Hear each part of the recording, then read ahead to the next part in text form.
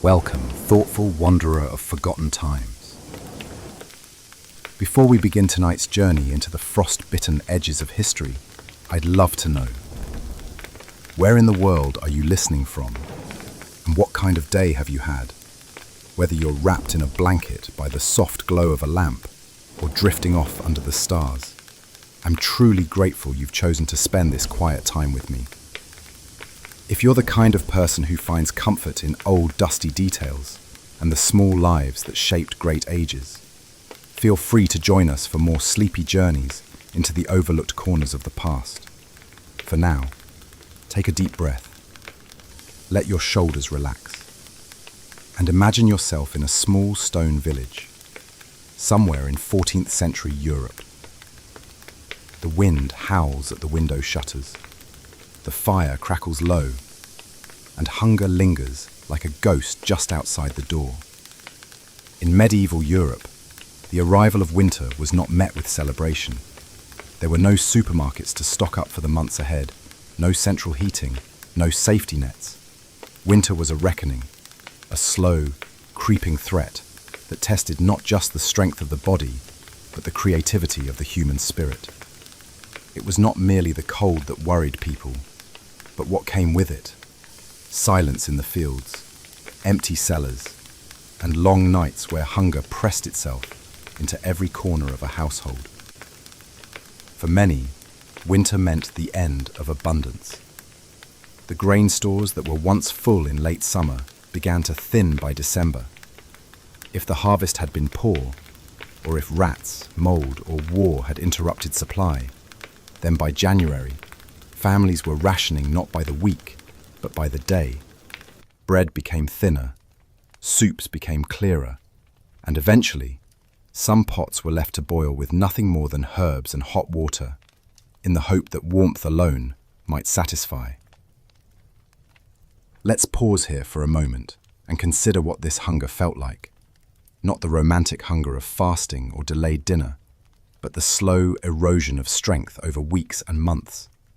Cheeks sank, children's limbs grew thin, old men stopped speaking. You could hear it in the cough of a neighbor, or see it in the new silence of the woods, where even birds had moved on. This was the quiet terror of winter. Now let's look, slowly and carefully, at what people did eat when there was nothing left. These aren't dishes you'll find in modern cookbooks. They are the scraps of history, recipes built not from choice, but necessity. One of the most common survival foods during late winter was acorn bread. Yes, from the same acorns squirrels gather. In better years, acorns were animal feed or discarded entirely.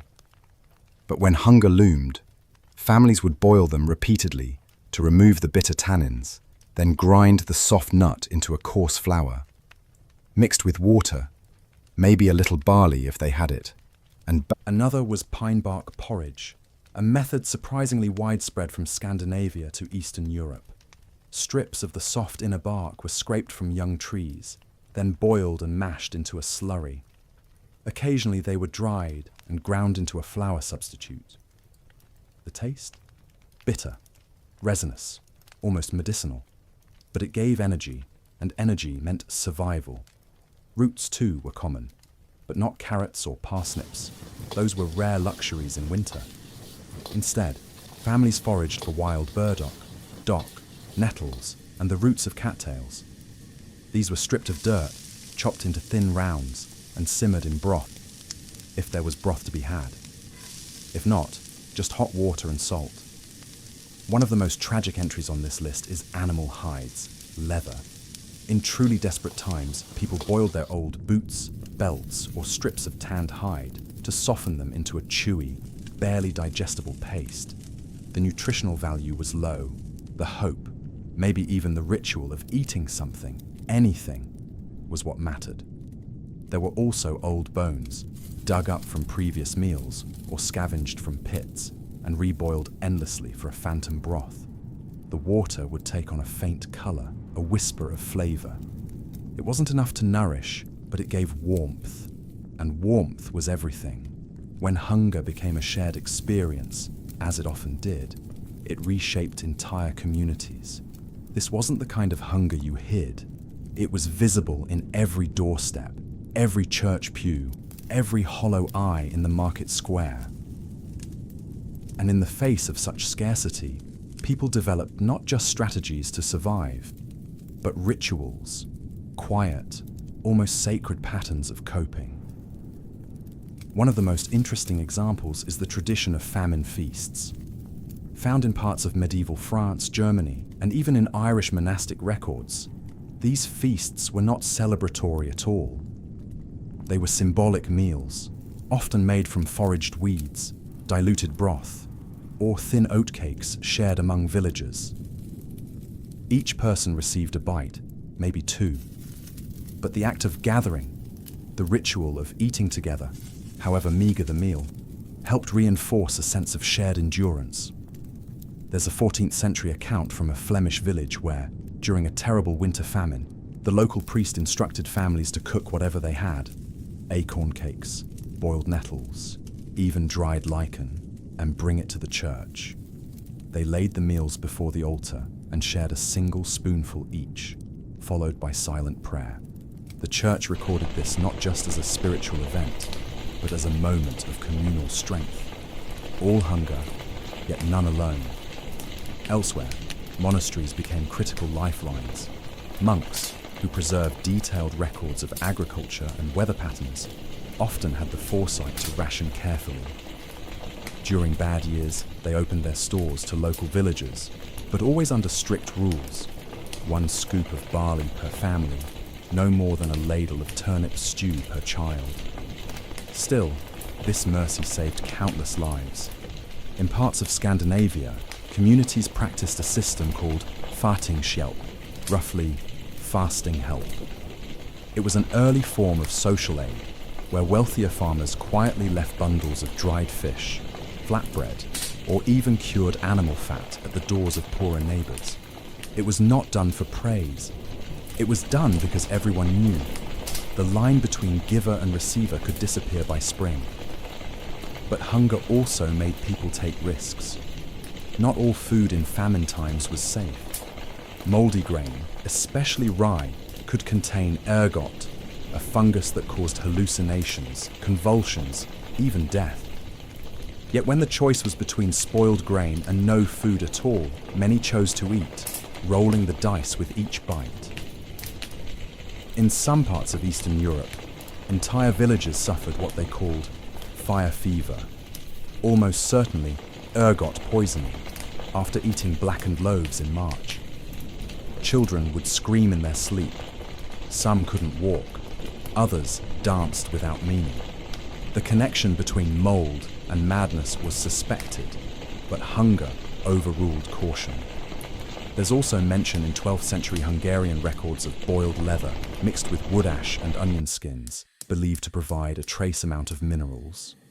Whether it did or not is unclear, but again, the idea was survival, mental as much as physical. When you eat something, you believe you're not dying yet, and belief is powerful. Some communities even turn to insects, crickets, beetles, grubs, especially in the warmer winters of the south. While technically nutritious, the social shame was immense. There are scattered records of people caught eating roasted ants or beetle paste being mocked, or worse, accused of witchcraft. And yet, many of those people lived. It's important to understand that winter hunger wasn't always about sudden starvation. More often it was a slow unraveling, a month-by-month erosion of the body and spirit. What began in November as tight rationing became by February a daily negotiation with hunger. Families went to bed earlier to avoid eating dinner. Some walked the woods barefoot, not for food but to feel something other than hunger. In many regions, winter hunger defined the rhythm of life itself. Birth rates dropped, marriages were postponed, even crime dipped, not out of morality, but because people lacked the energy to steal. And when spring did come, it came not with joy, but caution. A thin harvest could still mean death in May or June. Many of the worst famines in history peaked after winter, in what was known as the Hungry Gap. a cruel season when stores were gone, but new crops had not yet ripened. Still, through all of this, people endured. They invented ways to stretch food, created rituals to preserve dignity, and found comfort in the smallest bite of broth or bark. There's a quiet heroism in that kind of survival, a type we rarely celebrate, but perhaps we should. What does it mean that so much of human history has been shaped not by abundance, but by the clever ways we survived without it? If you're still with me, perhaps you've settled deeper into bed, listening to the quiet tick of time. Maybe the night air has cooled just a little more. Perhaps there's a blanket pulled tighter now. Wherever you are, I'm grateful you've chosen to return to this winding trail through history's dimmer corners. We explored how ordinary people coped with the long, hungry winters of the medieval world. We looked at foraging, famine rituals, and the bitter ingenuity required to survive when nothing seemed left to eat. But survival wasn't just a matter of individual will or communal compassion. It was often a matter of who held the power and who held the grain. Because in times of scarcity, food becomes more than sustenance. It becomes leverage. In most parts of medieval Europe, land ownership was the cornerstone of power, and with it came the right to food. Lords and monasteries didn't just rule over peasants. They owned the grain mills, the bake ovens, and even the very right to grind wheat. A peasant might grow barley or rye on their own strip of soil, but they couldn't legally turn it into flour without paying a fee. In lean years, when the harvest failed or froze, this dependency grew sharper. Grain hoarding was not uncommon. Lords were expected, at least in theory, to protect their serfs by maintaining granaries stocked for bad years. In practice, many hoarded or even sold their surplus to outside buyers for profit. A monastery in 13th century Burgundy famously sold hundreds of bushels of barley to a neighbouring region, while its own villagers lined up in the snow, desperate for bread. This created a grim sort of irony. The grain was there, just not for the people who needed it most. And yet, not all lords acted so cruelly. Some did open their stores, distribute thin gruel, or allow peasants to forage their forests freely. In England, a few legal documents survive in which manorial courts temporarily lifted hunting restrictions during famines, allowing people to trap rabbits or collect chestnuts otherwise forbidden. But even mercy had limits. In 1316, amid a massive famine, some lords simply fled their manors entirely, unwilling to deal with the desperate crowds. Kings and councils, when the crown stepped in. Higher up the chain, kings and councils often tried, clumsily, to intervene. The record of their success is mixed at best. Take the Great Famine of 1315, 1317. It stretched across much of Europe and killed hundreds of thousands. Crops failed due to relentless rains. Grain rotted in the fields. Roads turned to sludge. Salt, essential for preserving meat, became nearly impossible to transport. In response, King Edward II of England attempted to set price controls on food.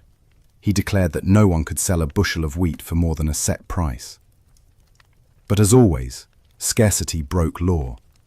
Merchants simply hid their grain or sold it in secret at much higher rates. A black market emerged. People bought bread in alleyways like contraband. Even worse, rumors of hoarding became political weapons. Accusations flew, often falsely, that Jewish merchants or foreign traders were hiding food. Scapegoats suffered. It wasn't uncommon for communities to erupt into violence against those accused of grain theft, regardless of proof. This tension gave rise to grain riots in cities like Bruges, York, and Cologne. Mobs broke into bakeries, stormed warehouses, and looted boats full of oats and beans. Often, they weren't trying to steal, they were trying to set the price fairly. In Bruges, during a 1320 riot, the mob reportedly took control of the central market and forced sellers to offer bread at the price of a poor man's hand. It's a chilling phrase, a poor man's hand, not his coin, his hand. That was what food was worth. his labor, his blood, his desperation. Taxation, tithes, and the hunger economy. Even in famine, the wheels of medieval finance turned. Peasants were still expected to pay taxes and tithes. In some regions, they owed as much as 1/10 of their grain harvest to the local church, regardless of how little they had. And during times of scarcity, tax collectors didn't always take food as payment. Instead, they demanded firewood, livestock, or labor. This made survival even harder. Imagine you've scraped together enough acorns, nettle soup, and wormy bread to feed your children for. This system birthed deep resentment. There are countless records of peasants hiding grain beneath floorboards, storing salted roots in tree hollows, or disguising edible roots as animal feed just to avoid losing them. The hunger economy was one of distrust, and that distrust left scars. Long after the famine passed, people remembered who had helped and who had taken. So far, we've wandered through grain riots, tax burdens, and the politics of hoarding. But now, let's turn our attention to how famine transformed laws, altered justice, and forced entire societies to redefine survival itself. Because when bellies are empty, rules begin to bend. In many parts of medieval Europe, theft of food was treated severely. Even during ordinary times, stealing a loaf of bread could mean mutilation, flogging, or worse. But during famine, the line between theft and survival blurred. Courts found themselves overloaded with cases of people stealing grain, livestock, or even bread dough. And yet, in some cases, magistrates chose not to punish. In the English manor courts of the early 14th century, a peculiar pattern emerges. Judges sometimes dismissed cases when they involved the theft of food during a famine year. They might scold the thief or issue a symbolic fine, but often there was no prison, no execution. It was as if the courts quietly acknowledged that hunger changed everything. In France, a well-documented case from 1316 describes a miller caught siphoning flour from the villagers' grain. He was not hanged, as was usual for theft. Instead, he was made to kneel in front of the village and publicly apologize, after which he was fed by the community he had robbed. The logic was simple. Even the thief was starving. The rise of famine deals. When disaster struck, entire villages began to negotiate, not just for food, but for survival arrangements. In Italy's Piedmont region during the 1340s, peasant councils struck agreements with nearby abbeys. They offered labor in exchange for food storage. That is, the villagers would repair abbey walls, clean monastic roads, or help harvest other lands in exchange for a winter's share of dried beans or grain. Some records show famine bonds, written agreements promising repayment after harvest in return for food now. These weren't always fair. Some lords exploited them to demand triple repayment, but they represented the emergence of what we might call disaster contracts. In parts of Central Europe, communities built communal ovens funded by pooled resources, just so bread could be made efficiently with less firewood. These ovens were overseen by bread councils, which rationed baking times and even supervised who got what size of loaf based on family size. Desperate times forced collaboration, however fragile, because even a rich man couldn't eat if no one was left to grow or grind the grain. Famine, in many ways, was a strange kind of legislator. It reshaped how people thought about justice and obligation. In some towns, councils passed temporary laws protecting gleaners, those who collected stray grains from harvested fields.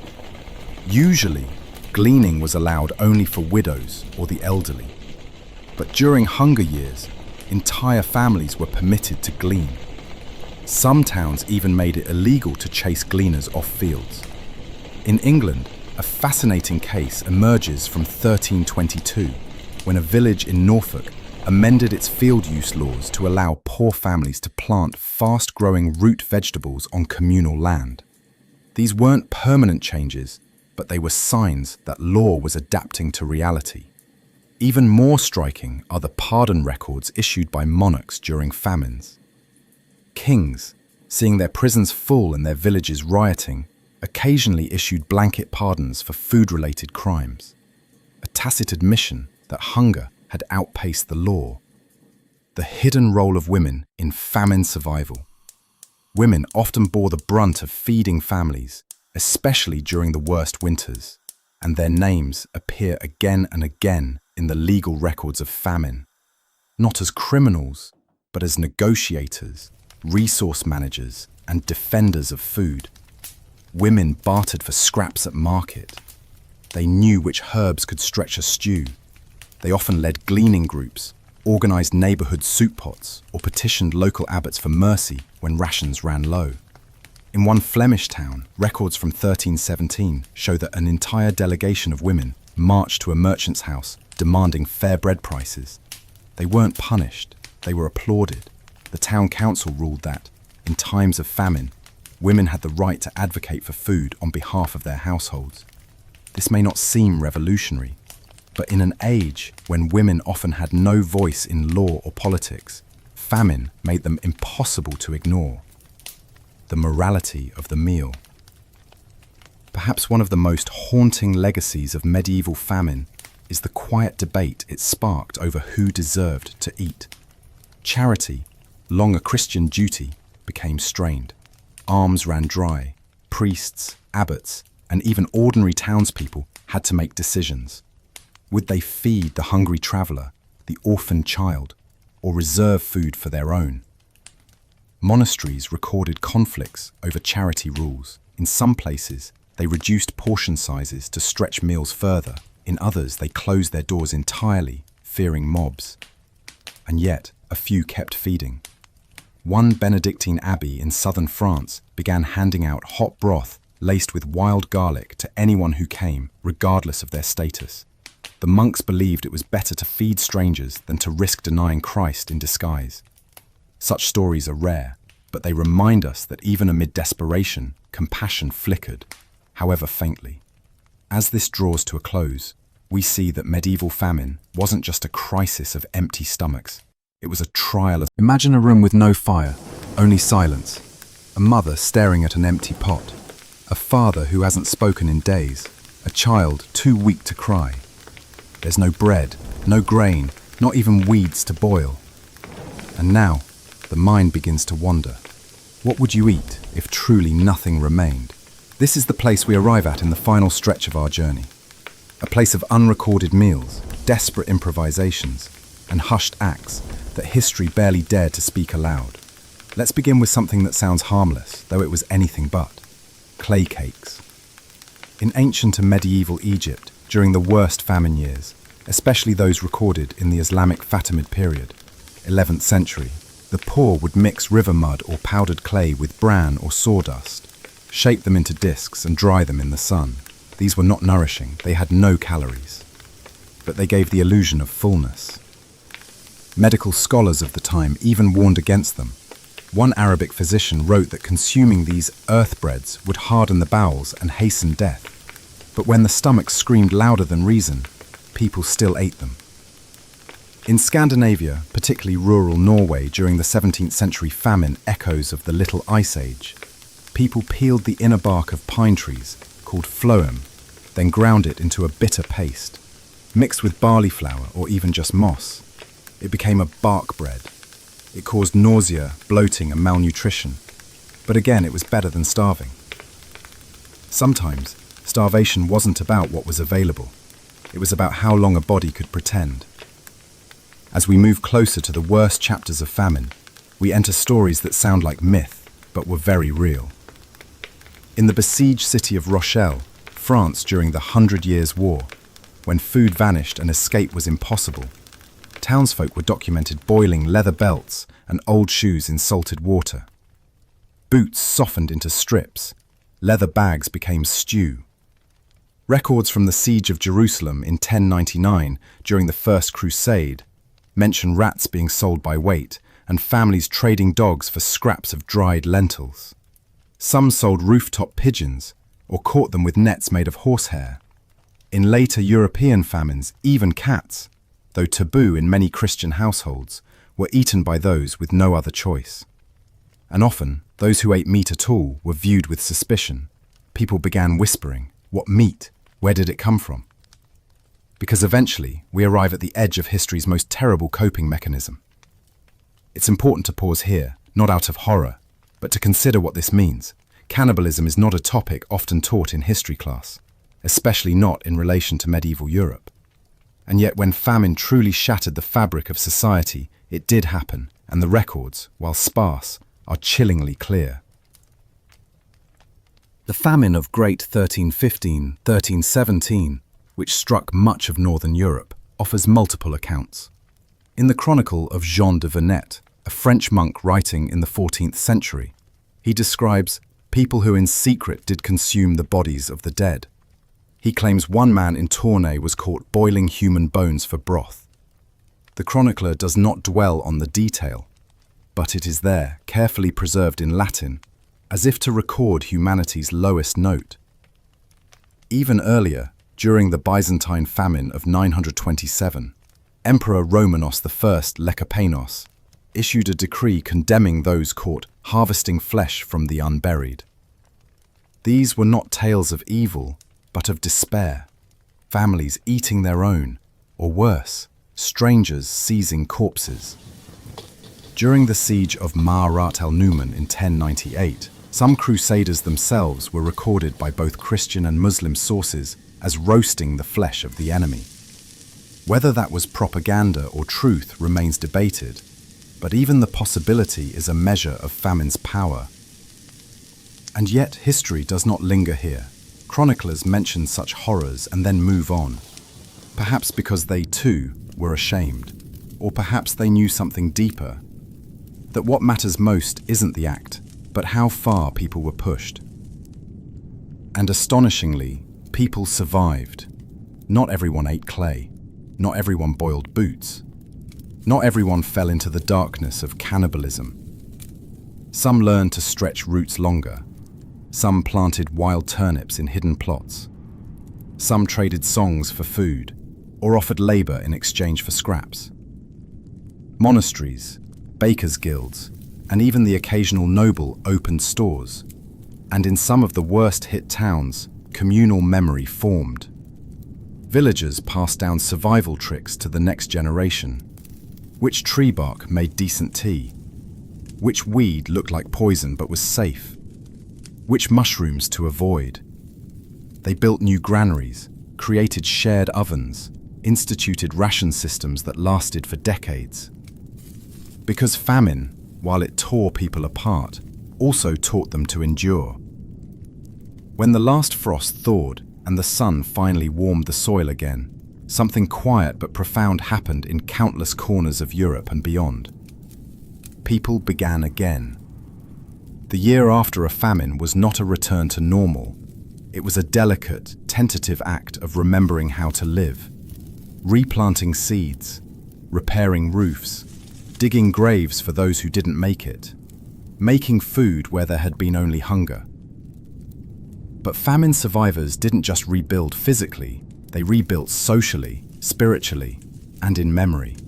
And many of the foods we now take for granted were shaped by these hard-earned lessons. What was once eaten out of desperation sometimes became tradition. In Ireland, nettles, once a survival food boiled during famine times, became part of rural spring cuisine. In Finland, bark bread is still made ceremonially. Even in Japan, after the Tenmei famine, 1782 to 1788, communities began cultivating previously wild plants like warabi and zenmai, edible ferns that had once saved lives. These are now sold in markets, prized for their connection to both heritage and health. Across the Alps, bitter roots like chicory and dandelion were once foraged when nothing else grew, and today they're gourmet. The same with acorn flour in parts of Spain and Italy, once a peasant food, now part of slow food movements. Famine taught people not just to eat differently, but to think differently about what was edible. It redefined the boundary between plant and food, between waste and sustenance. In many countries, famine has left behind not just recipes, but a kind of inherited caution, a fear of waste, a superstition around leftovers, a reverence for bread crusts and clean plates. In Eastern Europe, it's not uncommon for older generations to scold wasting food, not out of habit, but out of history. During the Holodomor, the Ukrainian famine of 1932-33, people learned to hide bread crusts in books, dry potato peels, make flour from boiled grain husks. Those lessons were passed down quietly. They live in pantries and kitchens today. In medieval France and Italy, famine led to the growth of charity bread ovens, where monasteries baked extra loaves for the poor. These ovens, some still standing, were a communal answer to starvation. And in England, gleaning laws were established, allowing the poor to pick leftover crops from noble fields after harvest. These laws stayed on the books in some places for centuries. Even Shakespeare references gleaning in Richard II, a quiet reminder of famine-era customs. Famine didn't just change food, it changed laws, it changed maps. After the Great Famine of 1315 to 1317, European rulers began storing surplus grain in municipal granaries, a revolutionary idea at the time. In Florence, the Office of Grain was established. In Ghent, city bakers were given quotas. In England, parish food records became more detailed. In China, after the Qing dynasty's devastating famines, state granaries were restructured to better respond to local crop failures. These weren't perfect systems, but they were systems, and they grew from desperation. Even trade routes shifted. In the Ottoman Empire, coastal regions devastated by poor harvests were sometimes saved by shipments from North Africa or Anatolia. But when those failed, smuggling flour across borders became an act of survival. In some places, famine led to rebellion. In others, to religious renewal. In all, it left scars, but also, strangely, seeds. It's tempting to end a story like this with despair, to focus on the pain, the loss, the unspeakable choices made in dark winters. But that would be only half the truth, because behind every hollowed grain sack and bitter bark loaf was a person who refused to give up. The farmer who buried seeds instead of eating them, the child who memorized which mushrooms wouldn't kill, the midwife who knew how to stretch broth for one more day. Famine reveals something terrible about human limits, but also something incredible about human endurance. So the next time you hear the crackle of a loaf's crust or peel a potato without thinking, know that someone, long ago, might have wept to see such a luxury. The boring, bitter, beige foods of history, dried peas, wild oats, bark tea, mouldy rye, were not delicious, but they were life. And this is what we remember, here in our little corner of boring history for sleep. Not grand battles, not royal feasts, but the forgotten food of the hungry, the strange meals that kept the human story going when everything else had stopped. If you're still with me, listener, I'd love to know, which of these survival foods surprised you the most? And what simple food do you now see with new respect? Leave a whisper in the comments if you're awake, or drift off gently, knowing you've journeyed through the quiet, powerful history of resilience, one forgotten meal at a time. Sleep well, until our next story.